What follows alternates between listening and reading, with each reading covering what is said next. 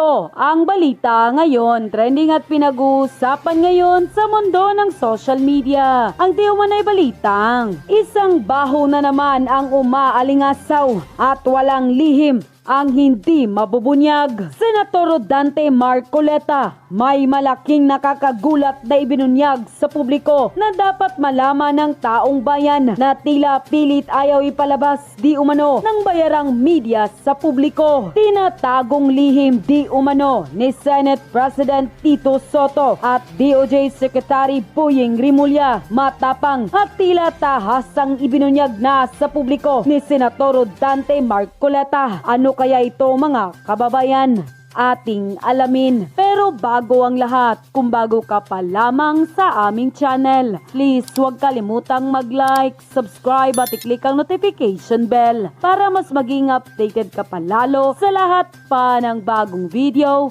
na i-upload namin. At eto na nga mga kababayan, tila nagimbal ang taong bayan lalo na sa mundo ng social media matapos isiniwalat ni Senator Dante Marcoleta na nakausap na pala niya si Department of Justice Secretary Boying Rimulya at sinabi nito na handang tulungan ng mga testigo sa flood control projects. Basta't sabihin at isiwalat ng mga ito ang katotohanan. Ngunit nang sa wakas ay nagsiwalat na ang mag-asawang Diskaya sa Senado, ay tila ayaw naman raw silang isailalim sa Witness Protection Program. Kasi daw biglang umurong si Secretary Rimulya at gustong ipasuli muna ang lahat ng kinulimbat ng mga Diskaya. Ito rin daw umano ang naging dahilan ni Senate President Tito Soto. Kasunod nito ay mag-iwan na lang daw ng mensahe si Senator Dante Marcoleta sa kanilang dalawa. Ayon pa sa kanya, nagre-research pala kayo. Bakit hindi nyo binasa ang batas?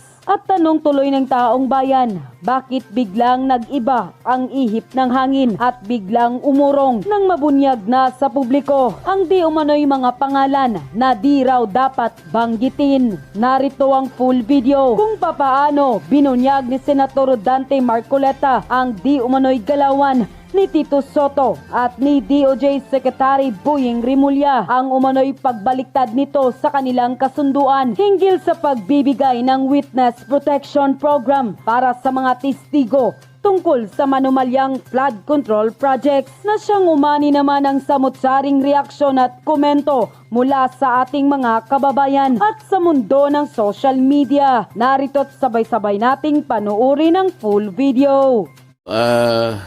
Sa tamang pagkakataon, I'm going to confront the Secretary of Justice kung bakit niya sinabi yun. Sapagkat malinaw naman po sa batas. Kung titingnan po ninyo yung Section 3, isama na po ninyo yung Section 10 ng Republic Act 6981. Maliwanag po doon kung ano-ano ang mga requirements na kakailanganin para mapasa ilalim ng Witness Protection Program ang isang witness na nag-a-apply. Hindi po kasama doon yung restitution na kanyang binabanggit na magbabalik ka pa ng kung ano-ano sa gobyerno. Unang-una po, nasa pag-iimbestiga pa lang po tayo Kanino kukunin at paano i-determine yung halaga na ibabalik ng mga Diskaya kung sakasakali?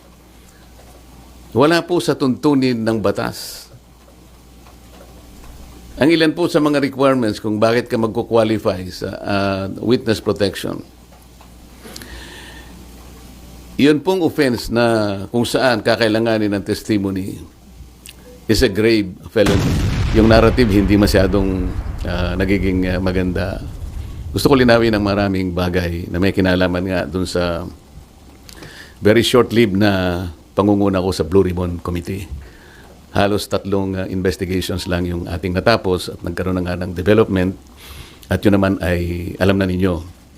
Ngayon, dahil nga dun sa mga pangyayari na yan, meron akong gustong mga issue na dapat ituwid. Gusto kong unahin yung tungkol dun sa punta nung Bryce Hernandez sa custodial investigation sa Camp Crame. Sapagkat kung alam naman ninyo, yun ay na-cite natin in contempt dahil nga sa tahasang pagsisinungaling niya, harap-harapan. Ipinakikita na namin sa kanyang mga dokumento, pati nga yung ginagamit niyang mga peking IDs na inisyu ng LTO.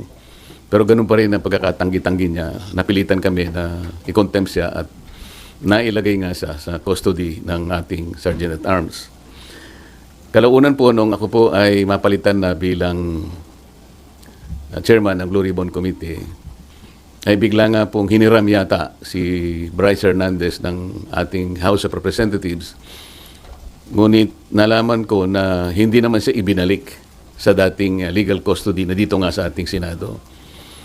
Ang tinatanong ko po sa ating Senate President, naging kondisyon naman ang pagpapahiram niya yung madalian at ligtas na pagbabalik kay Bryce Hernandez pagkatapos ng hearing. So tinatanong ko lang naman po siya, bakit naman nanatili siya sa custodial center ng Camp Crame? Ang sagot po niya, alam na rin po ninyo, yun ay request ng Speaker ng House of Representatives. Na sa tingin po namin ay hindi naman yata tama sapagkat ang legal custody nga ay sa Senate. Ang sabi ko ay mukhang may sablay doon sapagkat muna yung kondisyon na ibinigay mo hindi tinupad.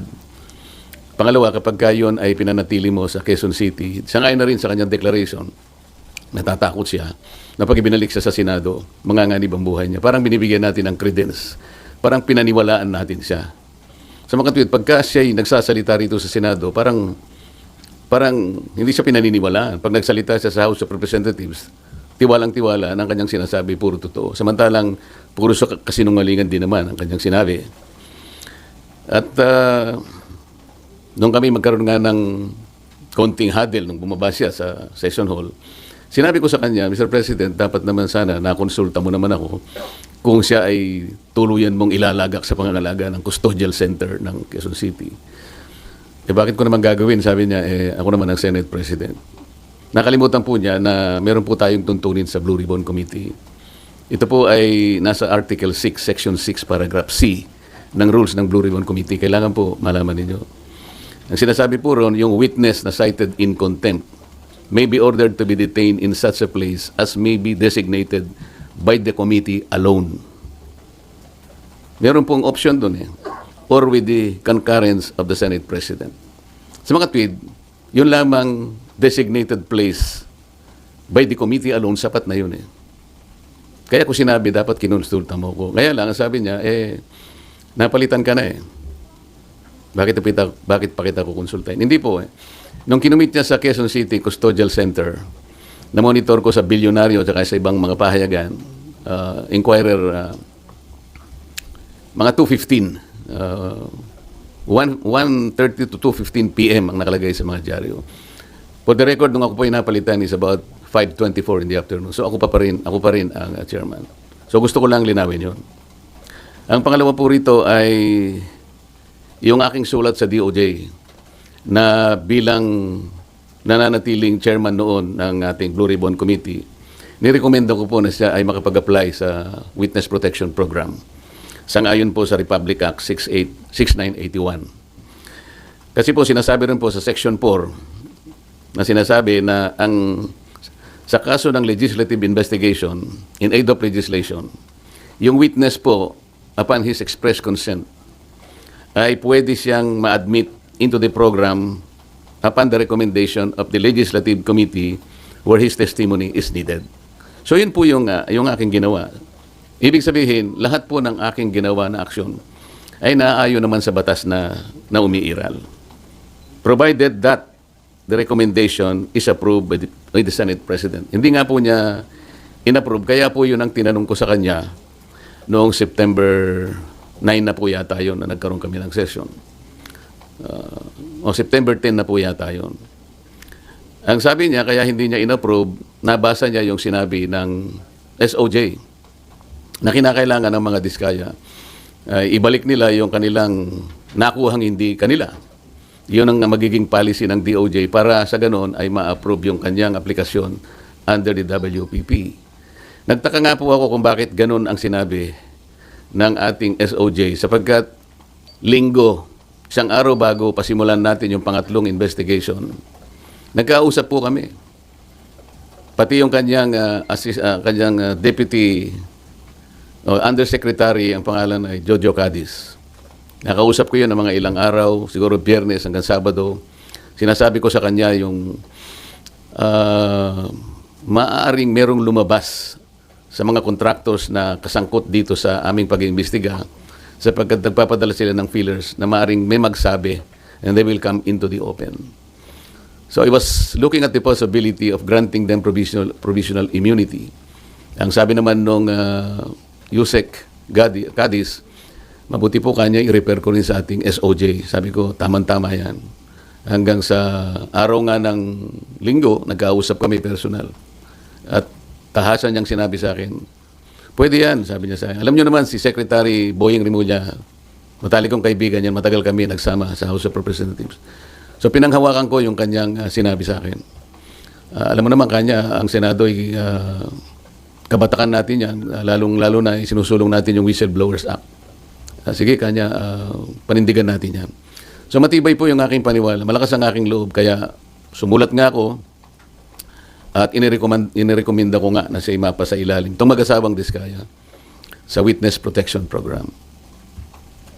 So ako'y nalulungkot kung bakit ginawa yon. Nagpahayag ng gano'n ang ating Secretary of the Department of Justice. At yun naman ang ginawang basihan ng ating Senate President na hindi nga niya pwedeng pirmahan yung aking sulat. Alam po ninyo, sa tamang pagkakataon, I'm going to confront the Secretary of Justice kung bakit niya sinabi yun. Sapagkat malinaw naman po sa batas. Ano po, kung titingnan po ninyo yung Section 3, isama na po ninyo yung Section 10 ng Republic Act 6981. Maliwanag po doon kung ano-ano ang mga requirements na kakailanganin para mapasa ilalim ng Witness Protection Program ang isang witness na nag-apply. Hindi po kasama doon yung restitution na kanyang binabanggit na magbabalik ka pa ng kung ano-ano sa gobyerno. Unang-una po, nasa pag-iimbestiga pa lang po tayo eh. Kanino kukunin at paano i-determine yung halaga na ibabalik ng mga Diskaya kung sakasakali? Wala po sa tuntunin ng batas. Ang ilan po sa mga requirements kung bakit ka magkukwalify sa witness protection. Iyon pong offense na kung saan kakailanganin ng testimony is a grave felony. Ito po kasi ay naharap nila dito kung sakasakali ay plunder. So grave po yun eh. Yung testimony po ay substantially corroborated in its material points. Sinasabi ng mga Diskaya, meron po kami dokumento eh. Dapat sana tuntunin nila. Meron po kami mga ledger. Hindi naman nila inahanap kung nasaan ang mga ledgers. Dapat yun ang tanongin nila sa mga Diskaya. Ang miyembro niya, siya o ang miyembro ng pamilya up to the second civil degree by consanguinity or affinity ay nasa threats, tinatakot. Maaari silang mamatay. Maaari silang puwersahin, takutin. Ito po yung mga requirements lang eh. At hindi siya law enforcement. Sa Section 10, sinasabi rin, ang walang ibang direct evidence na maglilink sa mga iba. Kung kakailanganin mo kanyang testimony, isa sa requirement yun eh. Na sila they are not the most guilty. At hindi pa sila na-convict ng krimen involving moral turpitude. So makikita po ninyo rito, yung restitution na sinasabi ng Secretary of Justice, na yun naman ang pinagbasihan ng Senate President, hindi po kasama sa requirements para lang ikaw ay makapag-apply under the Witness Protection Program. Bakit po bumaligtad ang Secretary of Justice? Ngayon po, sinasabi ni Senate President, nagmamadali daw po ako na mabigyan sila ng Witness Protection Program. Yun po yung sinasabi ng batas eh. Pag hiningi nila with their consent, sapagkat nanganganib ang buhay niya, hindi ka magmamadali. Ilalagay ko po ba sa kamay ko ang kaligtasan ng mag-asawa na yun? Sila po ay nagkusa, gumawa ng salaysay. At kung malalagay ang kanilang buhay sa alanganin, sa peligro, sa kamatayan, hindi ko hihintayin na dumating yun. Gagawin ko yung katungkulan ko sa ilalim ng batas. Kung sinasabi nila nagmamadali ako, maaaring nagmamadali ako sapagkat yun ang kailangan para sila'y mailigtas. Okay. Sir, kaya nyo ba siya ini-apply sa protection program? Sa tingin nyo ba, nagsasabi ng totoo yung mag-asawang Diskaya? Kasi may mga observation na parang selective ang kanya lang pinangalanan, yung sa samantalang year 2016 pa, as early as 2016, nag-DDPWH projects na sila, pero parang wala siyang pinangalanan doon sa Yung tanong mo kung pinaniwalaan ko, sinabi. Kaya that's beside the point. It's not for me to render judgment doon sa kanyang sworn statement. Iyon ang kanyang sworn statement. At sinabi niya roon na nanganganib po yung buhay ko namin dahil sa lumabas po kami na ganito. At bukod doon, bago siya gumawa ng isang sworn statement, minabuti ko para masiguro ko na talagang voluntaryo ang kanyang gagawin. Sabi ko sa emissary niya, pasulatin mo siya sa akin kahit na handwritten note na talagang voluntaryo niyang gagawin at kung bakit niya gagawin yon. Nasatisfy ako doon sa kanyang sulat. Kaya sabi ko, sige, sabihin niyo sa kanila, gumawa sila ng sworn statement. Hindi para sa akin na i-judge yung sworn statement. Ito will form part of the proceedings na pagdating ng araw, ito ay gagamitin po ng korte. Mahaba pong proseso ito eh. The Senate President already rendered judgment doon sa sworn statement. Dapat hindi po ganun eh. Wala po kaming karapatan husgahan ang sworn statement ng isang taong gustong magpahayag ng kanilang saloobin. May kinalaman sa pag-iimbestiga nito. Pero sir, yung decision nyo na gawin siyang state witness. Hiningi po niya yun. At nasa batas po na kinakailangang ibigay sapagkat nanganganib nga yung buhay niya sang-ayon sa kanilang pahay. Nakikita ko rin po, sa tahanan nila, pinagbababato sila. Ano po ang gagawin ng isang chairman ng Blue Ribbon Committee? Sir, nakonsulta daw po ba yung mga miyembro ng Blue Ribbon o yun ay sariling decision nyo, sir? Paano kung kukonsultahin? Hindi ko nga alam kung maglalabas sila ng sworn statement. Nung ibigay nila sa akin yon, gabi ng linggo, nung makuha ko yung in a sealed envelope, wala na akong pagkakataon na bigyan ko ng kopya ang aking mga kasama. So dahil magsisimula ng alas 9, doon ko inihayag yung sworn statement. Hi, sir. Sir Mean po from TV5. Sir, I Yes, need to ma'am. ask this. Kasi yung sinasabi kaya daw po ang bilis ninyong inirekomenda maging state witness, nagkaayusan na. Would you want Sino to po comment? nagsabi nun? Sir, yun yung mga nag-circulating among netizens, sir, nung time na lumabas yung letter na... Sana po merong nagsabi talaga kasi mahirap mag-speculate ng ganun. Nagmadali po ako. Ako po, sinasabi ko sa inyo ang katwiran ng dapat magmadali. Yun po yung yun po yung sinasabi ng batas. Binasi ko po sa batas lahat ang aking ginawa. At hiningi po nila at sa aking palagay po ay nanganganib nga sila sapagkat marami silang binanggit na mga pangalan at nakikita ko rin naman kung anong ginagawa ng mga tao sa kanilang sariling tahanan. Hindi po ako pwedeng magbakasakali. Ayokong ilagay sa kamay ko yung kaligtasan nila. Kung hindi ko po ginawa, ako po ang nasisi. Baka iba po ang tanong nyo sa akin ngayong umagang ito. Sir, since malinaw at matibay po pala yung sandigan kung bakit nyo ginawa ito, would you seek audience with Senator Ping as the new Blue Ribbon Chair para po makiusap or paliwanag sa kanya ba't kailangan maging state witness yung Discayas? Alam ko po, alam niya ang tuntunin ng ating mga batas. Iyon po ay sinasaalang-alang ng batas. Hindi po ako naniniwala na hindi nila alam. Babasahin lang po nila yung Republic Act 6981. Nandun po yung mga provision. Sino-sino pwedeng mag-apply. Ang requirements po, sila po ba ay covered ng mga requirements? Sila po ba ay pasok doon sa mga requirements? Alam po nila kung papasok o hindi. Hindi ko na kailangang makipag-usap. Kung kinakailangan, bakit hindi? Ngunit, baka mamaya sinasabi nila, may pinagtatanggol na naman ako. Ang dapat po niyong mapansin ay ganito. Bakit po nila ginadjudge yung sworn statement? Wala pong sino sa amin ang pwedeng mag-judge. Not even the Senate President. Ako nga pwede akong magsabi na baka siya yung may pagkukulang ba't niya ginadjudge. Sapagkat alam ko yung mga diskaya, kalaban ng pamangkin niya sa politika. Meron akong babanggitin sa inyo na mga ibang pangungusap na ginawa niya na kailangan po nating linawin din. Kaya ito ang dahilan kung bakit ko kayo pinatawag sa isang press con. Ito po mula sa ANC Head Start. Interview ni Ms. Karen Davila about the Blue Ribbon Chairman being a lawyer. Sabi po ni Senate President Soto, there is no such thing as a rule, dapat abogado yon. Abogado ka nga, di ka naman magaling mag-imbestiga, di ba?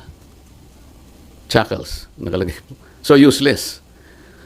Unang-una po ako, wala akong in-insinuate na dapat ang chairman ay abogado. Ito lang ang in-insinuate noong isang babaeng hanggang ngayon hindi makamove on kung bakit ako nanalong senador. Alam na po ninyo yun. Pinipilit po ba nila sinabi ko ito? Hindi ko po sinabi ito. Pero sila nga po ang may pasaring rito eh. Abogado ka nga, hindi ka naman magaling mag-imbestiga, di ba? Saan po nila nakuha yun? Sino po ba yung magaling? Bakit tayo magkukumpara? Ito pa po sinabi niya, September 10, 2025, sa totoo lang, 1PH, Job Francisco, Cheeky Verhel, Cheryl Cosim, SP Soto.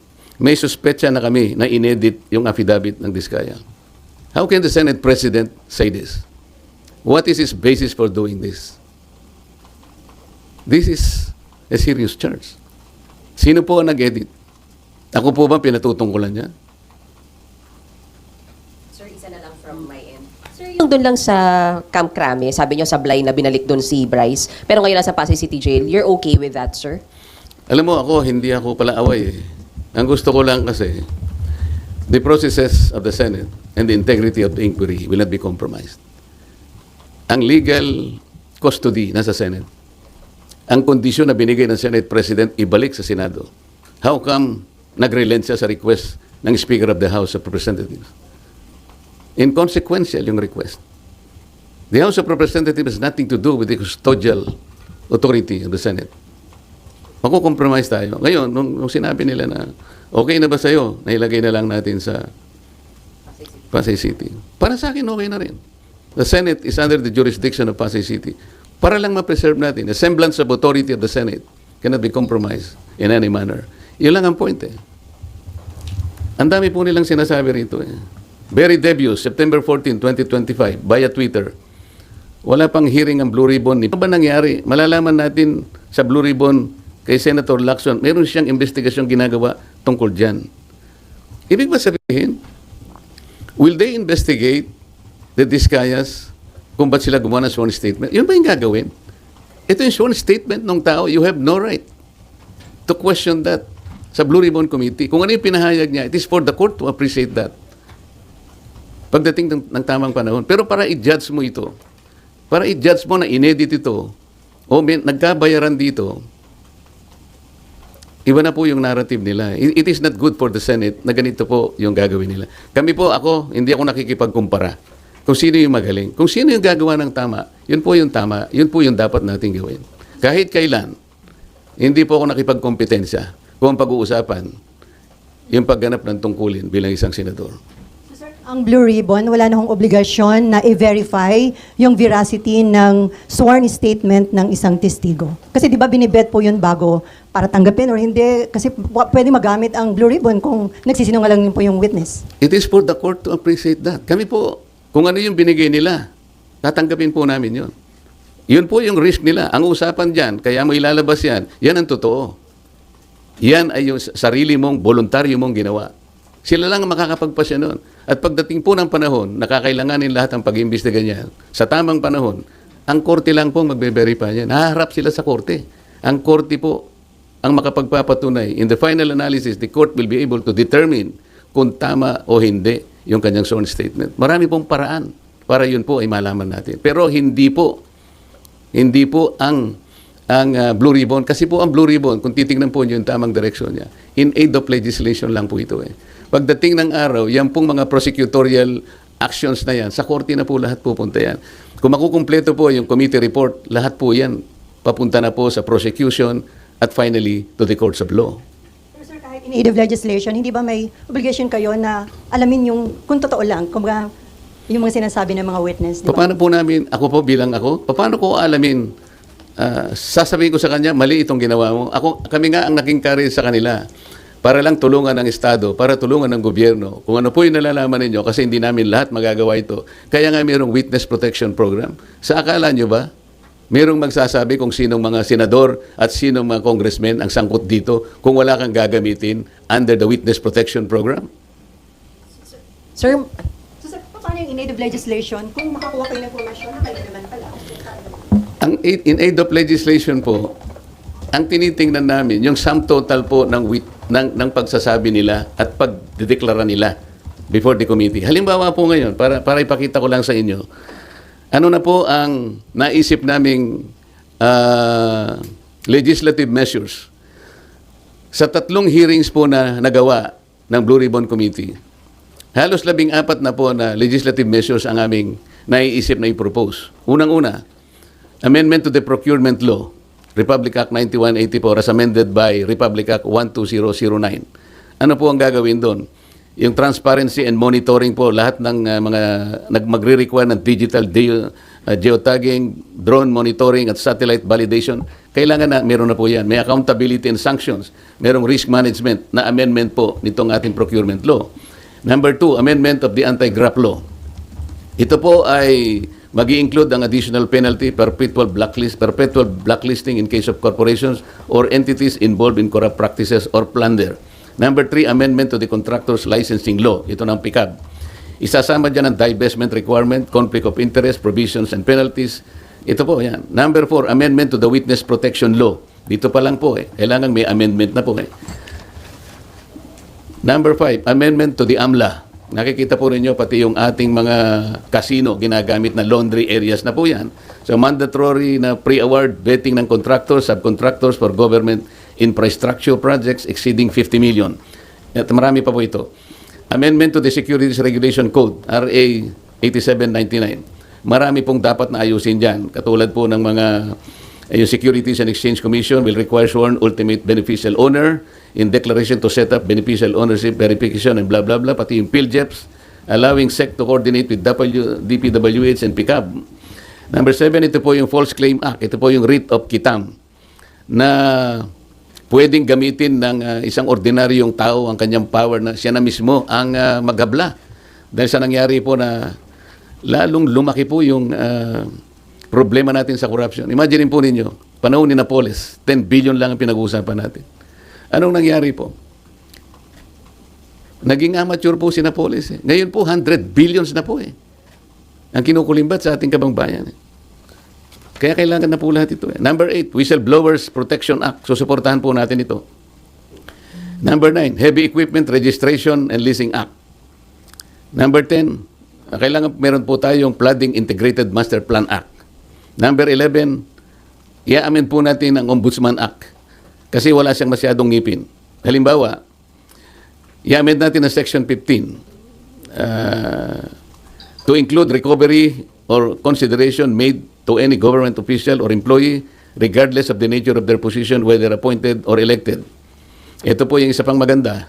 Amend Section 21 that despite exception to the disciplinary authority of the Ombudsman, a recommendation for immediate action shall be made by the Ombudsman to the appropriate Ethics Committee in cases involving members of Congress upon establishment of the sufficiency of the complaint. Kasi sa present law ng Ombudsman, hindi po kasali ang members ng Congress.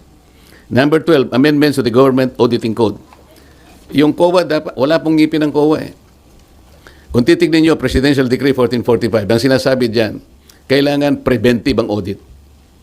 Paano kayo makakapag-prevent po ng pagnanakaw sa mga ating mga projects? At sa lahat ng gawain, kung post-audit lahat, na nakulimbat na yung pera.